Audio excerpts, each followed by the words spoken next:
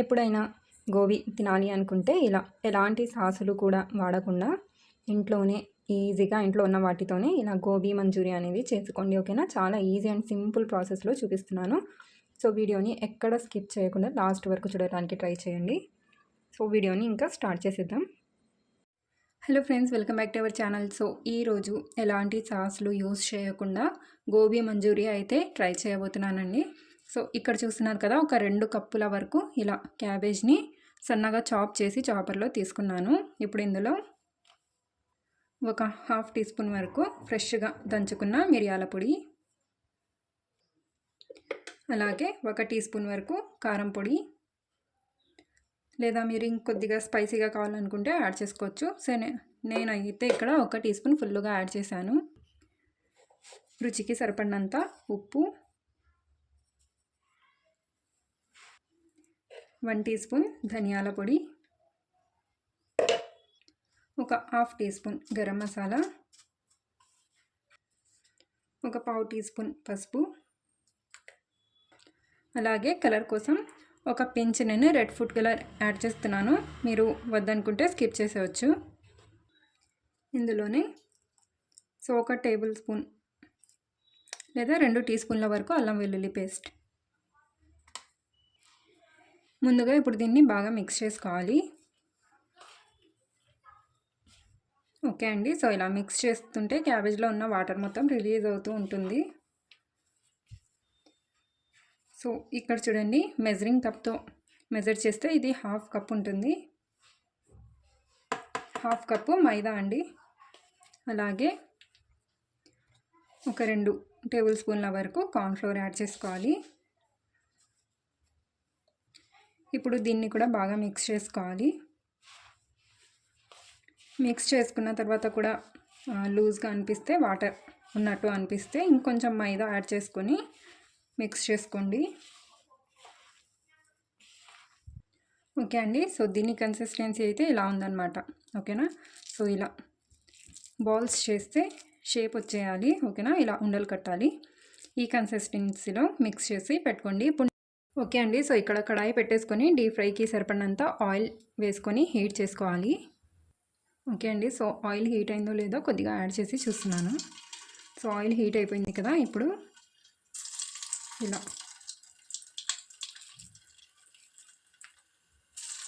చిన్న చిన్న ఉండలుగా యాడ్ చేసుకోవాలి.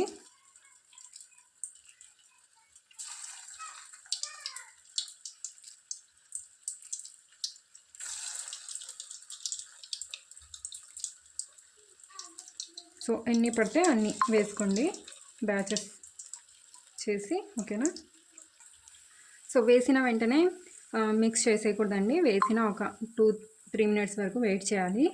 అలాగే నెక్స్ట్ బ్యాచ్ మనం వేసేటప్పుడు పిండి కొద్దిగా లూజ్గా అయినట్టు అనిపిస్తే కనుక మీకు 1 లేదా 2 టీ స్పూన్ల వరకు మైదా యాడ్ చేసుకొని మిక్స్ చేసుకోండి. ఓకేనా, సో ఇక్కడ నేను మీడియం ఫ్లేమ్లో వీటిని ఫ్రై చేస్తున్నాను.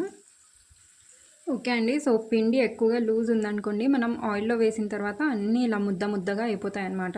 ఆయిల్లో మొత్తం విడిపోతాయి. బట్ ఇవి విడిపోకముందే నేను తీసేసాను. సో పిండి మెత్తగా లేకుండా, ఎక్కువ వాటర్గా లేకుండా కొద్దిగా గట్టిగానే కలుపుకోండి. ఓకేనా, సో నాకైతే ఫుల్ 1 కప్పు మైదా పడిందండి.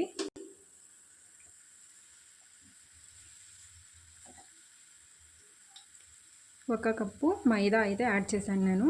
2 టేబుల్ స్పూన్ల వరకు కార్న్ఫ్లోర్. సో ముందైతే అది చూపించకూడదు అనుకున్నాను, బట్ అలాగే చెప్పినట్లే చేస్తే మీరు కూడా ఆయిల్ మొత్తం వేస్ట్ అయిపోతుంది కదా, అందుకనే చెప్తున్నాను. ఓకేనా, సో నేను ఆయిల్ ఏం పడేయలేదండి, అదే ఆయిల్ అనమాట ఇది. సో పిండి లూజ్గా అయిపోయింది నేను వేసే లోపల, అందుకని ఇంకా మొత్తం అలా వచ్చేసింది అనమాట. అండ్ ఇక్కడ చూస్తున్నారు కదా, పిండిని గట్టిగా కలుపుకున్న తర్వాత ఇంకో విషయం అండి, పిండి అట్లే పెడితే మనం ఎంత మైదా వేసినా కానీ లూజ్ అయిపోతూ ఉంటుంది, అందులో ఉన్న వాటర్ రిలీజ్ అవుతూ ఉంటుంది. కాబట్టి నేను ఈ బ్యాచ్ వేసిన తర్వాత పిండిని తీసుకొని పోయి డీప్ ఫ్రిడ్జ్లో అయితే పెట్టేశాను. సో ఈ బ్యాచ్ మొత్తం ఫ్రై అయిపోయిన తర్వాత డీప్ ఫ్రిడ్జ్ నుంచి తీసుకొచ్చి ఫ్రై చేసుకుంటాం. ఓకేనా, అలా ఫ్రై చేసుకుంటే పిండి లూజ్గా అవ్వకుండా ఉంటుంది. అలాగే మళ్ళీ మనం మైదా యాడ్ చేయాల్సిన అవసరం కూడా ఉండదు. ఓకే అండి. సో చూస్తున్నారు కదా, ఇవైతే ఇలా మంచి కలర్లో వచ్చేసాయి. ఇంకా వీటిని పక్కన తీసేద్దాం. సో చూస్తున్నారా,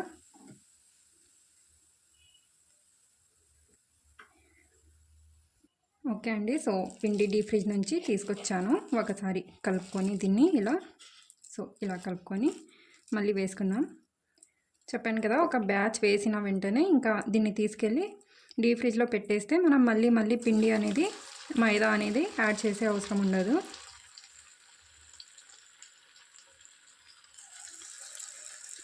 పిండి లూజ్ అయిపోయింది అనుకోండి, ఆయిల్లో మొత్తం పోయి విడిపోతాయి అన్నమాట. సో చూపించాను కదా నేను, అలా అవ్వకుండా ఉండాలంటే పిండి గట్టిగా ఉండాలి.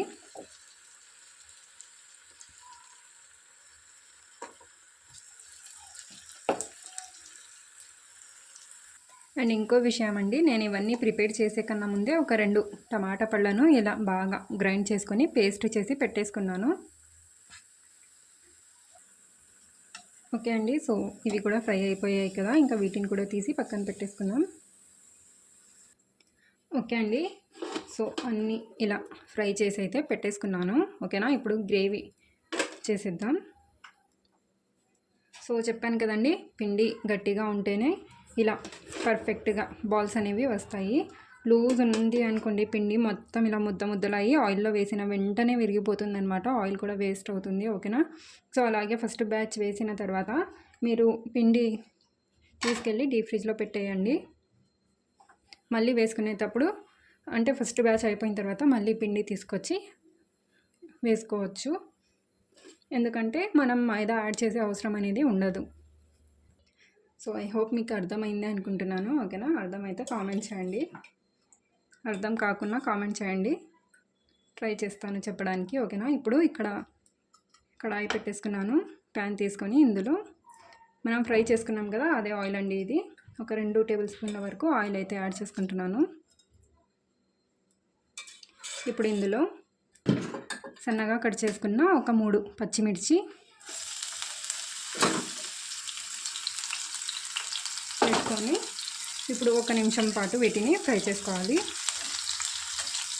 సో పచ్చిమిర్చి ఫ్రై చేసుకుంటే కారంగా ఉండదు కదండి, పిల్లలు కూడా ఈజీగా తినేస్తారు. సో ఇలా 1 మినిట్ వరకు ఫ్రై చేసుకున్న తర్వాత ఇందులో సన్నగా కట్ చేసి పెట్టుకున్న ఆనియన్స్, ఒక మీడియం సైజు ఉల్లిగడ్డ ఇలా సన్నగా కట్ చేసి పెట్టేసుకున్నాను. సో వీటిని కూడా ఒక 2 మినిట్స్ వరకు ఫ్రై చేసుకోవాలి. ఓకే అండి. సో ఇలా ఒక 2 నిమిషాలు ఫ్రై చేసుకున్న తర్వాత ఇందులో ఒక 1/2 టీ స్పూన్ వరకు అల్లం వెల్లుల్లి పేస్ట్ యాడ్ చేసుకోవాలి. ఇప్పుడు ఈ అల్లం వెల్లుల్లి పేస్ట్ పచ్చి వాసన పోయేంత వరకు ఫ్రై చేసుకోవాలి. ఇలా ఫ్రై చేసుకున్న తర్వాత ఇందులోనే సో కొద్దిగా ఒక 1/2 టీ స్పూన్ వరకు పసుపు, ఒక 1/2 టీ స్పూన్ వరకు కారం పొడి, కొద్దిగా అంటే ఈ గ్రేవీకి సరిపడినంత ఉప్పు, గరం మసాలా ఒక 1/2 టీ స్పూన్ వేసుకొని బాగా మిక్స్ చేసుకోవాలి, ఫ్రై చేసుకోవాలి. 1 లేదా 2 నిమిషాల వరకు. ఓకేనా, ఒక 2 మినిట్స్ వరకు ఫ్రై చేసుకోవాలి. ఇలా ఫ్రై చేసుకున్న తర్వాత సో నేను చూపించాను కదా టమాటా పళ్ళను ఇలా గ్రైండ్ చేసుకున్నానని, ఆ పేస్ట్ వేసుకోవాలి. సో అదే మిక్సీ గిన్నెలో కొద్దిగా వాటర్ వేసి షేక్ చేసి వేసుకుంటున్నానండి. ఇప్పుడు ఆయిల్ రిలీజ్ అయ్యేంత వరకు బాగా ఫ్రై చేసుకోవాలి. సో ఫ్లేమ్ని హైలోనే పెట్టాను. మీకు ఇందులో కొద్దిగా కలర్ కావాలంటే ఫుడ్ కలర్ యాడ్ చేసుకోవచ్చు, బట్ నేను అందులోనే యాడ్ చేశాను కాబట్టి ఇందులో ఇంకా యాడ్ చేయట్లేదు. ఓకే అండి. సో ఇక్కడ ఆయిల్ రిలీజ్ అయింది కదా, కనిపిస్తుంది కదా. ఇప్పుడు ఇందులోనే కరివేపాకు యాడ్ చేసుకుందాం. అలాగే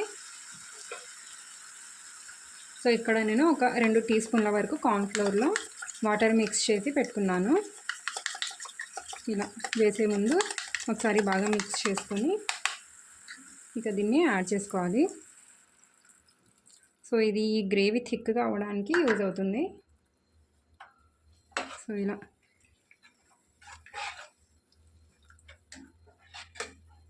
ఇప్పుడు ఇందులోనే మనం ఫ్రై చేసి పెట్టుకున్న క్యాబేజ్ కూడా యాడ్ చేసుకోవాలి. ఇంకా మిక్స్ చేసుకోవాలండి. ఇలా మొత్తం బాగా పట్టేలాగా మిక్స్ చేసుకోవాలి. సో కార్న్‌ఫ్లోర్ వేసాను కాబట్టి చాలా తొందరగా క్విక్గా థిక్ అయిపోతుంది అన్నమాట. సో నేను ఫుడ్ కలర్ మరీ ఎక్కువ అయిపోతుందేమో గ్రేవీలో వేస్తే అని వేయలేదు. నేను ఆల్రెడీ గోబీ మిక్స్ చేసేటప్పుడు యాడ్ చేశాను కదా, మీరు వద్దనుకుంటే అది కూడా స్కిప్ చేసేయచ్చు. ఓకే అండి. సో ఇక్కడ చూస్తున్నారు కదా, ఇలా మొత్తం రెడీ అయిన తర్వాత ఇందులో సన్నగా కట్ చేసుకున్న కొత్తిమీర యాడ్ చేసుకోవాలి లాస్ట్లో.